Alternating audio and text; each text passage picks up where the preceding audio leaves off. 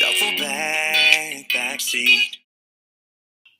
I'd like to take a quick moment to thank all the viewers and subscribers of OT Tips and Tricks for Kids, and to also answer a quick question.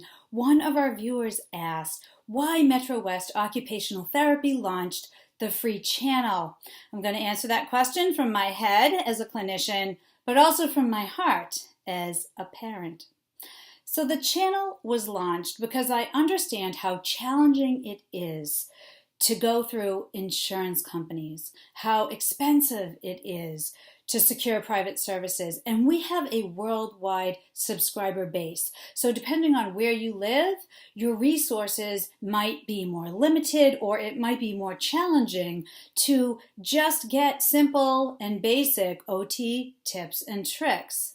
So the point of the free channel is to provide a digital library that can be accessed anywhere at any time to help supplement you on your journey to help your child grow and develop.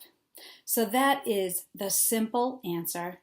Please continue to send me any questions or thoughts.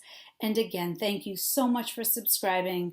Please pass it on, as I will post weekly and continue to provide as many quick tips and tricks that I can think of. Thank you so much. In my mind. You're a driver, slow down.